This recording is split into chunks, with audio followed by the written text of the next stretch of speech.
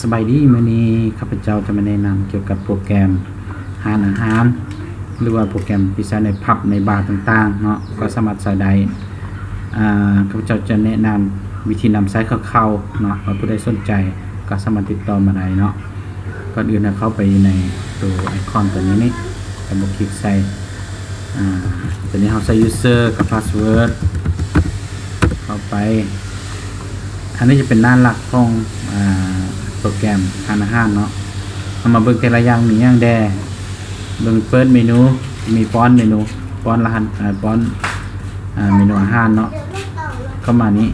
ตัวนี้เราสามารถมาเพิ่มหรือมาลดหรือว่ามาดัดแก้ได้เนาะสมมติเราดัดแก้ตัวนี้คลิกใส่แล้วก็เปลี่ยนตัวนี้เราสามารถเปลี่ยนได้กับบันทึกมันจะเป็นดัดแก้เราเนาะดัดแก้รายการหรือดัดแก้ราคานี่ก็ได้เนาะสมมุติเราอยากเพิ่มตัวใหม่เราก็ใส่เป็นรหัสใหม่เข้าไปเนาะเป็นเมนูเป็นราคาใส่ได้เนาะเราสามารถเพิ่มสามารถดัดแก้แล้วก็สามารถลบเมนูออกได้เนาะตามใจสามารถเซิร์ชได้ในนี้โอเคอันนี้จะเป็นหน้าต่างเกี่ยวกับการจัดการเรื่องเมนูเนาะมันให้เราเข้ามาเบิ่งว่าอยู่ในรายการ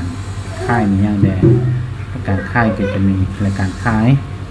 เช็คบินพิมพ์บินคืนย้ายโต๊ะแล้วก็เคลียร์โต๊ะเนาะแทบถึงจะเป็นแทบทุนบ้างเนาะสมมติรายงานมันก็จะมีรายงานสรุปรายการค่ายต่างๆเนาะเครื่องมือจะมีกำหนดค่าเข้าสู่ระบบเปลี่ยนรหัสแต่ล้างข้อมูลเนาะมันจะมีลงทะเบียนแล้วแท็บรูมนี้จะเป็นทุนบ้าเนาะไซส์ตัวนี้เราสามารถเพิ่มหรือสามารถลดได้เนาะตัวนี้เนาะสมมติเราเข้าไปทุนสมมติเราเขียนตัวออกเนาะ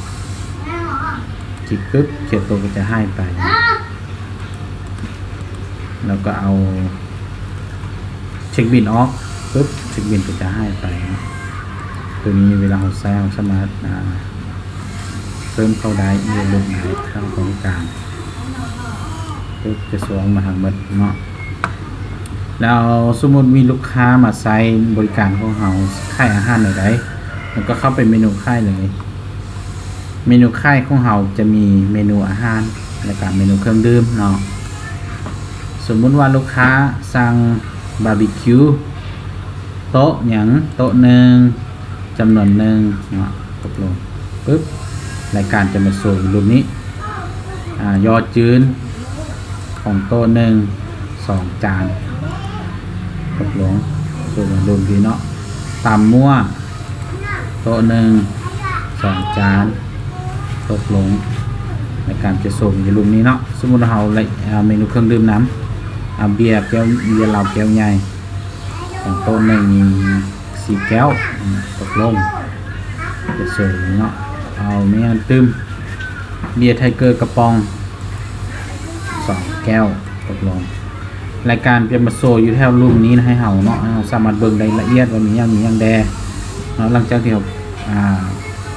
พิมพ์ตัวนี้แล้วเราเห็นรายการเราพิมพ์บินให้ลูกค้าเนาะว่าลูกค้าสั่งนี้อย่างแดเนาะโดยเทียบคลิกใส่พิมพ์รายการตัวนี้นี่คลิกปุ๊บถ้าเรามีพิมพ์เตอร์มันจะออกมาเป็นเทียนน้อยเนาะเทียนน้อยคือแบบนี้เนาะเดี๋ยวผมข้าพเจ้าบูมีก็เลยไม่ได้พิมพ์ออกมาเนาะเป็นการจะเป็นลักษณะแบบนี้เนาะเนื้อหน่ายในละเอียดก็จะมีประมาณเท่านี้เนาะหารอาหารซื้อหารอาหารเลยเบอร์โทรโต๊ะพนักงานเซิร์ฟรายการอาหารมีประมาณนี้เนาะแล้วเวลาเราพิมพ์รายการแล้วตัวนี้ก็จะเคลียร์ไปจะบ่เห็นเราสามารถสั่งให้โต๊ะอื่นต่อไปได้เลยเนาะแล้วสมมติว่าลูกค้าคนนี้กินแล้วเราจะไปเช็คบิลเนาะเห็นอะไรเราเข้ามาปุ่มเช็คบิลตรงนี้เลือกโต๊ะส่วนหนึ่งเนาะรายการที่โซออกมาทั้งหมดไม่เราเห็นว่าลูกค้าซื้อมาอย่างแดแล้วเราพิมพ์บิล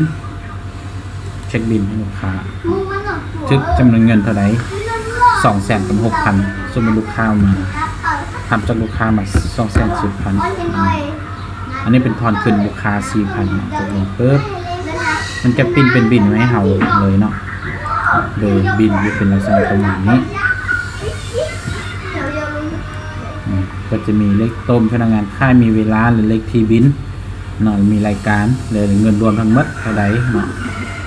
จะเป็นบินน้อยๆมาให้เฮาเนาะตัวนี้เป็นรายการใบรับเงินอันนี้คร่าวๆเกี่ยวกับการสร้างออเดอร์หรือการเช็คบินเนาะจะมีการพิมพ์ออเดอร์ขึ้น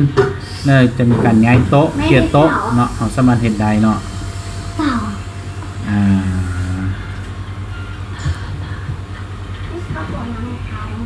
ประมาณเท่านี้เนาะกำหนดค่าเข้าสู่ระบบตัวนี้เนี่ยเราก็มีสร้าง user ให้พนักงาน